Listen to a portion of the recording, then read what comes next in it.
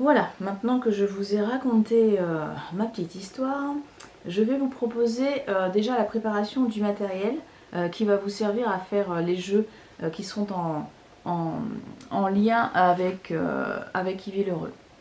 Alors, pour préparer tout cela, nous allons commencer par la rivière à nettoyer.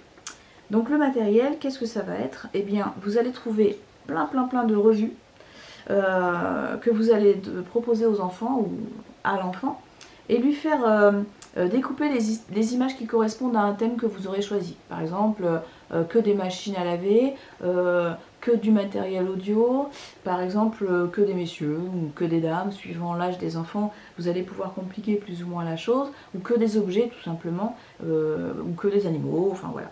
Donc les enfants vont découper les images, comme ça, bon, moi j'en ai découpé 2 ou 3 pour vous montrer les thèmes. Et surtout derrière, vous faites faire à l'enfant une croix, histoire qu'on sache de quel côté il faut regarder. Voilà, ça c'est pour le premier matériel. Il va vous en falloir, si possible, au moins une vingtaine d'images par enfant. Voilà, en gros. De quoi on a besoin encore? Eh bien des pinces à linge. Alors des pinces à linge, il en faudrait une par enfant.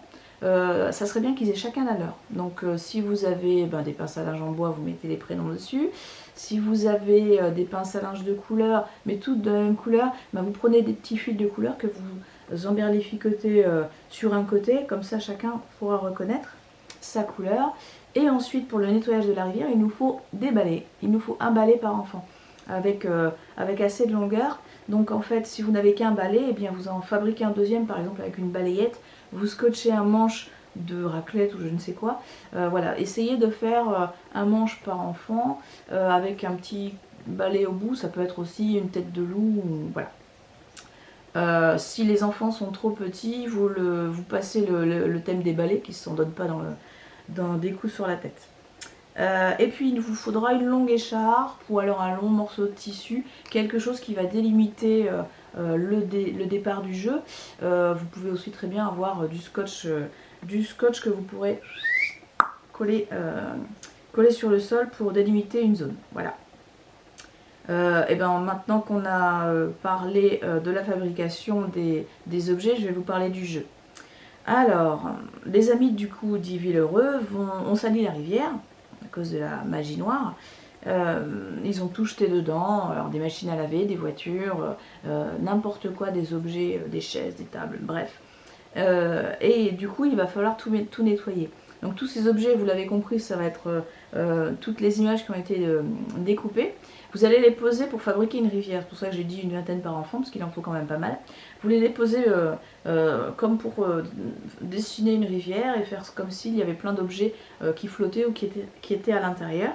Et à distance de la rivière, la distance d'une longueur de balai et d'un bras par exemple, vous allez mettre votre écharpe ou scotcher le sol pour qu'il y ait vraiment une délimitation.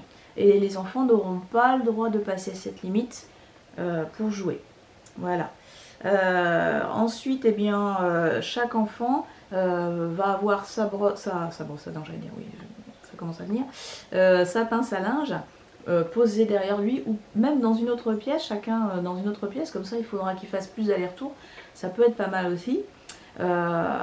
Donc, à votre top, les enfants se mettront à plat ventre et devront tirer avec le balai une image à la fois, prendre cette image à la main dès qu'elle sera accessible, puisqu'ils n'auront pas le droit de passer la limite, prendre cette image, aller la mettre sur leur pince à linge, revenir, reprendre le balai, aller chercher une autre image, prendre cette image, l'emmener sur leur pince à linge, etc. Et ça, des allers-retours et des tirs, jusqu'à ce qu'il n'y ait que tous les enfants ou que l'enfant ait pris toutes les images. Alors l'idéal, c'est quand même qu'un adulte joue avec l'enfant quand il y en a un qui est tout seul.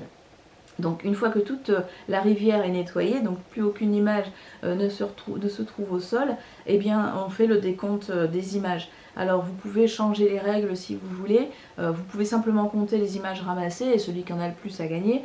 Vous pouvez mettre des gages, par exemple, si dans les images sorties il y a un animal, ben on l'a dérangé, il n'y avait pas besoin de l'enlever parce que peut-être qu'il prenait son bain, donc on fait un gage, il faut faire le tour de quelque chose à cloche-pied ou alors on enlève des points. Ben voilà, c'est à vous de gérer un petit peu les règles. Mais voilà pour le premier jeu lié à l'histoire d'Yville Heureux.